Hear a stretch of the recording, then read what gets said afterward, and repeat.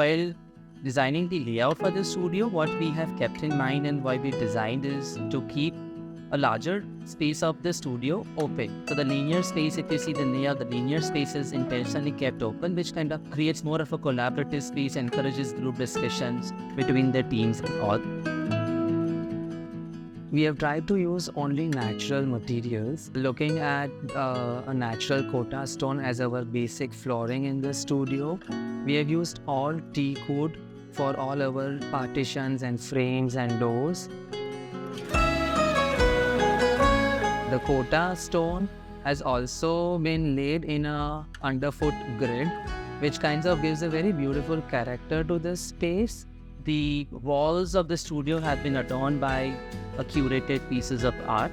We have a beautiful sculpture right in the entrance of the studio as soon as you enter, which personally I feel that it brings a lot of meditative kind of a feeling, which brings a lot of serenity, a calmness to the person as soon as you enter the space.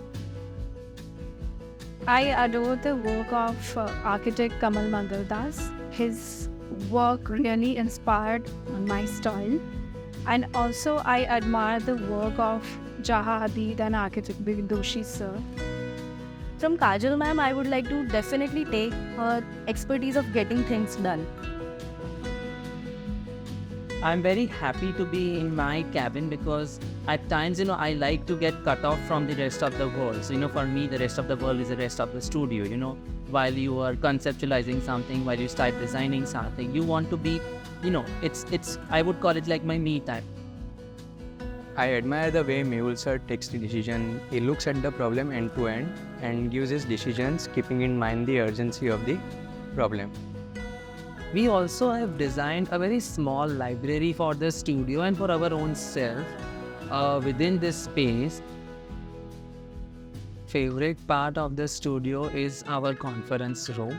There are multiple reasons for being favorite of this space is because this is located into a most corner of the layout. It is a complete glass facade which is facing a beautiful garden. At the same time, it is also favorite because all the fun and frolic things keep happening in this space. Radical design by the designers to create that experience also can become a bold design. So to me, not always a materialistic approach, but an experiential approach also can turn into a bold design.